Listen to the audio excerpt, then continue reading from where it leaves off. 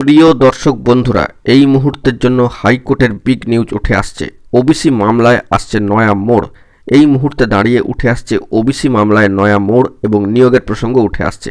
হঠাৎ কি হলো, অবশ্যই আর্জেন্ট ভিত্তিতে সবটা তুলে ধরবার জন্য চেষ্টা করছি, তাই ভিডিওটা ক্রিয়েট করা। ভিডিওটিকে শেষ পর্যন্ত ওয়াচ করবেন, কোনোভাবে কিন্তু স্কিপ করবেন না। চ্যানেলটিকে অতি অবশ্যই সাবস্ক্রাইব করে নিয়ে সঙ্গে থাকবেন। তো চলুন কথাবার্তা না বাড়িয়ে আমরা মূল টপিকে ফোকাস করি। এই মুহূর্তে দাঁড়িয়ে হাইকোর্ট সূত্রে বড় খবর, যেখানে ওবিসি মামলায় উঠে আসছে নয়া মোড়। প্রসঙ্গত যেটি জানা গিয়েছে, সুপ্রিম কোর্টের গত শুনানিতে ওবিসি মামলায় নতুন করে সমীক্ষা করার কথা জানানো হয়েছিল। ফলত রাজ্যের তরফে এই বিষয়টি উঠে আসে। তার বিরোধিতা করে এবার মহামান্য কলকাতা হাইকোর্টে নতুন করে মামলা দায়েরের আবেদন কিন্তু জমা পড়ল।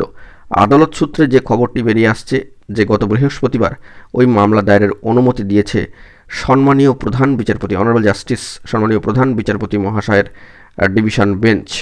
আবেদনে বলা হয়েছে, যেখানে হাইকোর্টের নির্দেশ ছিল সব জনজাতির ভিত্তিতেই সার্ভে করতে হবে, সেখানে কেন 113টি জনজাতির উপরে সমীক্ষা হবে। মহামান্য আদালত মামলার অনুমতি দেওয়ায় ওবিসি ইস্যু এবার কিন্তু নতুন দিকে টার্ন নিচ্ছে বলেই মনে করছেন সংশ্লিষ্ট সম্মানীয় আইনজীবী মহল। তো সেই মুহূর্তে দাঁড়িয়েও নিয়োগ প্রসঙ্গেও একটি বার্তা উঠে আসছে ওবিসি মামলার এই ফ্যাক্টরটিকে সামনে রেখে বা সেই প্রেক্ষাপটে। বন্ধুরা, বিষয়টি হচ্ছে এরকম যে রাজ্যের 2010 সালের পরবর্তী সময় দেওয়া ওবিসি শংসাপত্র বাতিল করেছিল মহামান্য কলকাতা হাইকোর্ট, এবং তার বিরুদ্ধেই কিন্তু সুপ্রিম কোর্টে গিয়েছে রাজ্য। সেই মামলাও চলছে, বর্তমানে জুলাইতে চলে গিয়েছে, অর্থাৎ সাথে এনএমডি যে পর্যায়ে কিন্তু সেটি রয়েছে। দীর্ঘদিন ধরে মামলা চললেও হাইকোর্টের রায়ে কোনো স্থগিতাদেশ দেয়নি শীর্ষ আদালত। তবে নতুন করে ওবিসি সমীক্ষা হবে এমনটাই কিন্তু সর্বশেষ শুনানিতে রাজ্য সুপ্রিম কোর্টে কার্যত হাইকোর্টের রায় মেনে নিয়ে এই বিষয়টিকে জানাচ্ছেন। তার জন্য 3 মাস সময়ও কিন্তু চাওয়া হয়েছে। এদিকে স্থগিতাদেশ না থাকা সত্ত্বেও 2010 সালের পরবর্তী সময়ে ওবিসি শংসাপত্রদের নিয়ে নিয়োগের প্রক্রিয়া শুরু করেছিল।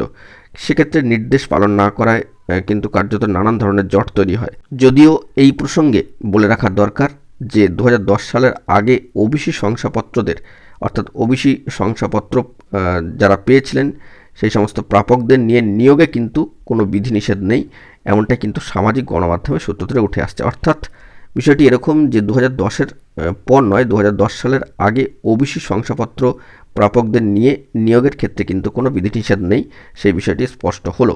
তো এখন এটুকুই, ভালো থাকবেন, চ্যানেলটিকে সাবস্ক্রাইব করে রাখবেন এরকমই জরুরি আপডেটগুলি পাওয়ার জন্য। ধন্যবাদ।